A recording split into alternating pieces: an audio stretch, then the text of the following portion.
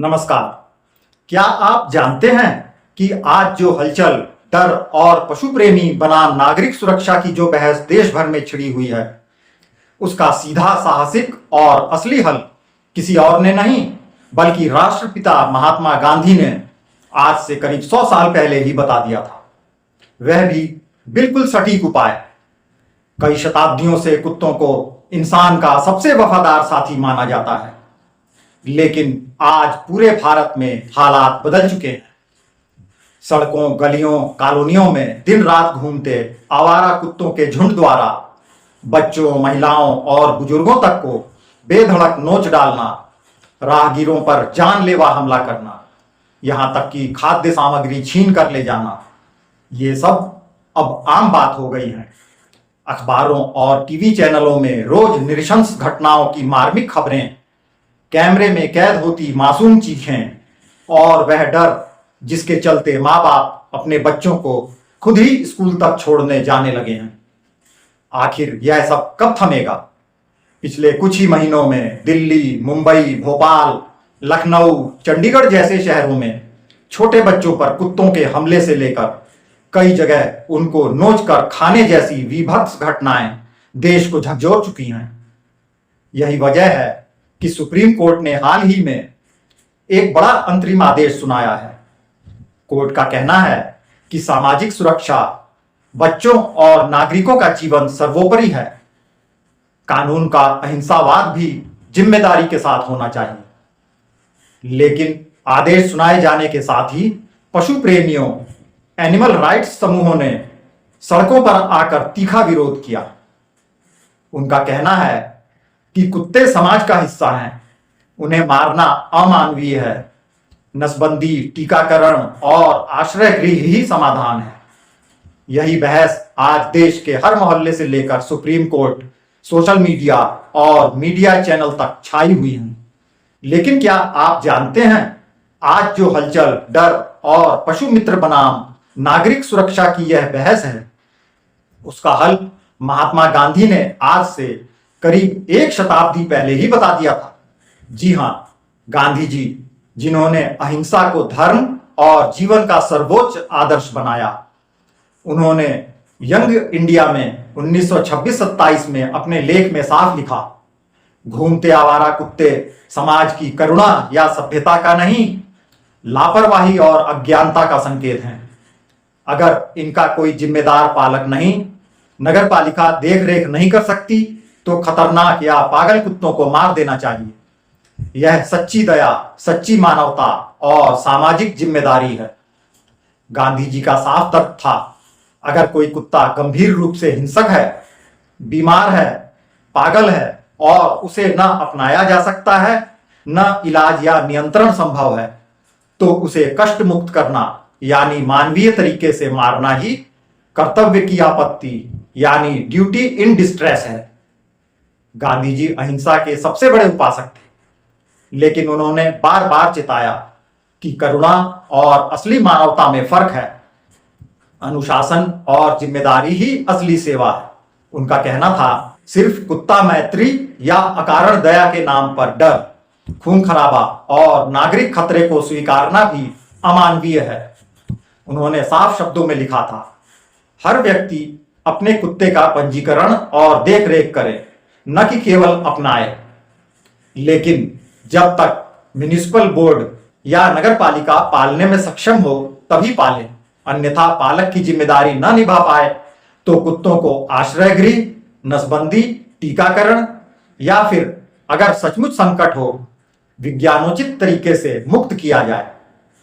Gandhi ji indiscriminate तरीके से मारने या हिंसा के विरोधी थे, पर साफ कहते हैं, अगर समाज पालने की जिम्मेदारी नहीं निभा सकता, वह सब कुत्तों को अपनी गलियों में छोड़े रखता है और उनके कारण नागरिक भय या जान माल का खतरा हमेशा बना रहे, तो ऐसी बेमतलब अनियंत्रित दया असल में क्रूरता है, अपने ही समाज, बच्चों और जानवर दोनों के लिए। यही नहीं, कई जगह महात्मा गांधी ने यहां तक लिखा कि यदि किसी समाज के पास इतनी व्यवस्था यानी पालन, आहार, आश्रय गृह, नसबंदी की क्षमता न हो, और कुत्तों का विशाल झुंड नियंत्रित करना असंभव हो जाए तो जिम्मेदारी से, मानवीय तरीके से उनका अंत करना ही सत्य, अहिंसा व सामाजिक कर्तव्य है। इसका सीधा अर्थ यह है कि गांधी जी आज की इस समस्या की जड़ पहचानते थे। वे चाहते थे हर नागरिक, हर नगरपालिका, हर पशु मित्र असली जिम्मेदारी निभाए, न कि मोहल्ले में सिर्फ रोटी डालकर अपने कर्तव्य से बच जाए। जो काम न आज का कानून कर पा रहा है, न ही नगर निगम या आतंक के मारे आम नागरिक। इस जटिल समस्या का सर्वसम्मत और दार्शनिक रूप से संतुलित समाधान करीब 100 साल पहले गांधी जी ने दे दिया था। तो आज जब सुप्रीम कोर्ट, समाज और सरकार इस विचित्र समस्या को लेकर आमने सामने हैं, गांधी जी की ऐतिहासिक सीख बताती है कि असली करुणा वही जिसमें जिम्मेदारी से, तर्कपूर्ण और साहसी ढंग से समस्या का हल निकाला जाए। न बेवजह हिंसा, न बेअसर दया, बस इंसान और जानवर दोनों के कल्याण, सुरक्षा और समाज के संतुलन की राह। और हां, गांधी जी ने साफ शब्दों में कहा था, अगर देखभाल या सिस्टम नहीं हो सकता तो समाज के व्यापक हित और मानवता के नाम पर कुत्तों का मानवीय नियंत्रण या अंत ही उचित है। गैर जिम्मेदार दया भी हिंसा है। इधर सुप्रीम कोर्ट में पिछले कुछ हफ्तों से पूरे दिल्ली एनसीआर सहित देश भर में आवारा कुत्तों की समस्या को लेकर जबरदस्त बहस और विवाद जारी है। कोर्ट के सामने कई याचिकाएं लंबित हैं।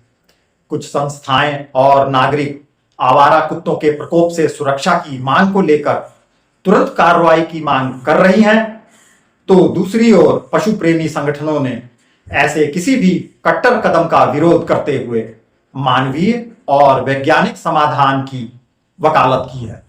हाल ही में एक नई याचिका दायर की गई जिसमें दिल्ली एमसीडी के उस नोटिफिकेशन पर आपत्ति जताई गई जिसमें आवारा कुत्तों को पकड़कर शेल्टर होम में रखने और सड़कों से हटाने के निर्देश थे। याचिकाकर्ताओं ने तर्क दिया कि जब सुप्रीम कोर्ट की 3 जजों की बेंच द्वारा पूरे मामले पर अंतिम फैसला सुरक्षित रखा गया है, तब तक कोई प्रशासनिक आदेश लागू किया जाना न्यायपालिका का उल्लंघन होगा। हालांकि सुप्रीम कोर्ट की जस्टिस जे.बी. पारदीवाला और आर. महादेवन की बेंच ने तत्काल सुनवाई की मांग को ठुकरा दिया। सुप्रीम कोर्ट ने दिल्ली एनसीआर इलाके में साफ निर्देश दिया कि सभी आवारा कुत्तों को शेल्टर होम में भेजा जाए और उन्हें किसी भी हालत में सड़कों पर दोबारा न छोड़ा जाए। कोर्ट ने नगर निगम को वैक्सीनेशन, पर्याप्त शेल्टर और नियमित निगरानी की जिम्मेदारी सौंपी। साथ ही चेतावनी दी कि इस कार्रवाई में किसी भी व्यक्ति या संगठन द्वारा व्यवधान डाला गया तो सख्त कानूनी कार्रवाई की जाएगी। सुप्रीम कोर्ट ने यह भी स्पष्ट किया कि अंतिम निर्णायक आदेश अभी सुरक्षित है, लेकिन जब तक स्थिति नियंत्रण में न आ जाए तब तक जिन इलाकों में कुत्तों से गंभीर खतरा है वहां प्राथमिकता के आधार पर वैक्सीनेशन और सुरक्षित स्थान पर शिफ्टिंग अनिवार्य है। सभी संबंधित याचिकाओं पर सुनवाई और न्यायिक मार्गदर्शन आने वाले दिनों में तय होगा, लेकिन फिलहाल कोर्ट ने स्पष्ट किया है कि नागरिकों की सुरक्षा और नगर निगमों की जिम्मेदारी सर्वोपरि है। अधूरी कार्रवाई या बाधा का कोई कानूनी आधार नहीं। वैसे आपके हिसाब से पूरे देश के लगभग हर हिस्से में उठ खड़ी हुई इस विकराल समस्या का समाधान क्या हो सकता है? क्या महात्मा गांधी की राय सही थी? क्या सुप्रीम कोर्ट का नजरिया ठीक है? अथवा पशु प्रेमी अपनी जगह सही है? जरूर बताइएगा।